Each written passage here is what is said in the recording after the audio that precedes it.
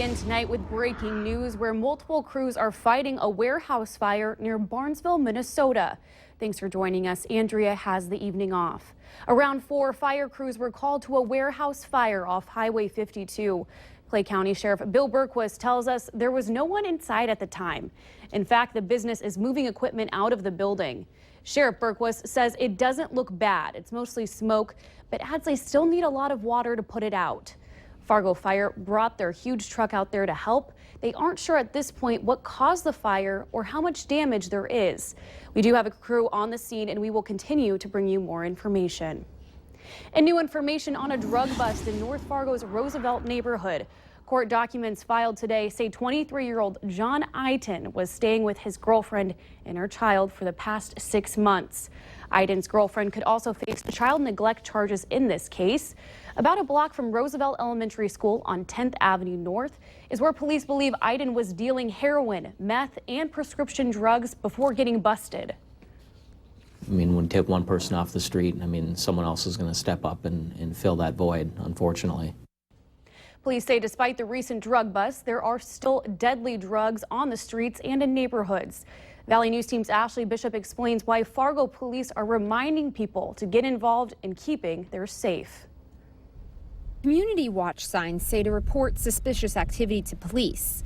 But some people ask what activity is considered suspicious. I guess that's the tricky part. I don't know what specifically would look suspicious. It's hard to define what is suspicious. What's normal in your neighborhood? Anderson says there are common signs you would see if illegal activity like drug dealing is going on. There's a large volume of stop-and-go traffic out of a certain residence.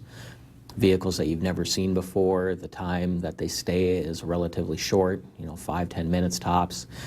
And a lot of traffic going in and out of there. That might be something that is suspicious and that you may want to alert the police department on. Anderson explains police are invested in keeping the community safe, but they can't do it alone. They need the community's help, and no tip is an inconvenience. Because that little tip could be a piece of a larger puzzle that we might be missing. Alec Henry lives just 2 blocks away from where the drug bust happened. And although he hasn't called the police in the past, he would in the future. Something seemed off or weird, you would just call it in and report it, and then the police would decide how to go from there. In Fargo, Ashley Bishop, Valley News Live. If you have a tip for Fargo police, give them a call at 701-241-5777 or click on this story at Valley News Live and fill out their online Report a Crime form. Today, Eiton made his first court appearance. He's facing 22 charges, 19 of which are felonies. Eiton can face up to 3 life sentences. Bail was set at $500,000 cash. A recently released report from the Minnesota Department of Health details how a resident at the Monoman Health Center died of neglect. The man that died received a dose of morphine 10 times greater than the amount prescribed to him, all because his medication wasn't accurately charted.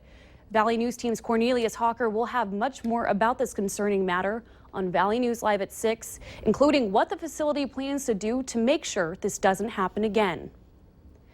And we've had gusty winds and gray skies throughout the day, but can we expect rain or even snow going into the evening hours? Let's check in with Chief Meteorologist Hutch Johnson in First Weather. Hutch?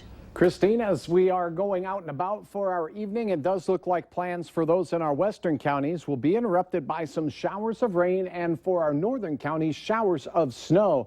Rain hitting the ground in places like Cullum and out in northwestern Stutzman County, but where we see the colder air swirling in, Towner County, Benson and Ramsey County. Not all of these places are seeing snowflakes hit the ground just yet, but in western Towner County and western portions of Benson County, a pretty decent chance at that. Here's a look at the latest DOT cam from the Devil's Lake area. We see no snowflakes flying there. However, just off to the west of you, there is a little bit of snow in Dunseith.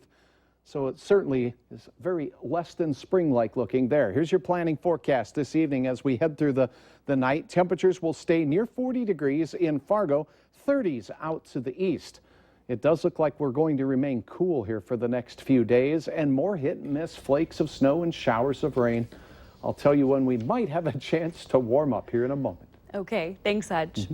Dry conditions across Grand Forks County are now deemed a fire emergency by officials.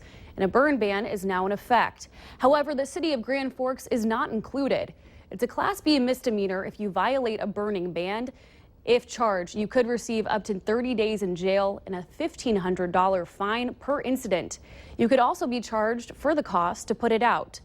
The burn ban will remain in effect until further notice.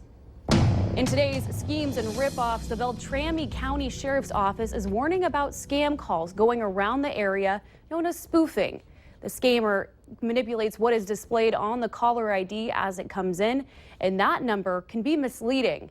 For example, one of the police department's cell phone numbers was used in this scam. Officials suggest verifying who the caller is before you give out personal information. Although rezoning is already approved by Fargo City Commissioners, an apartment complex project in North Fargo is still a hot topic for some living in the area.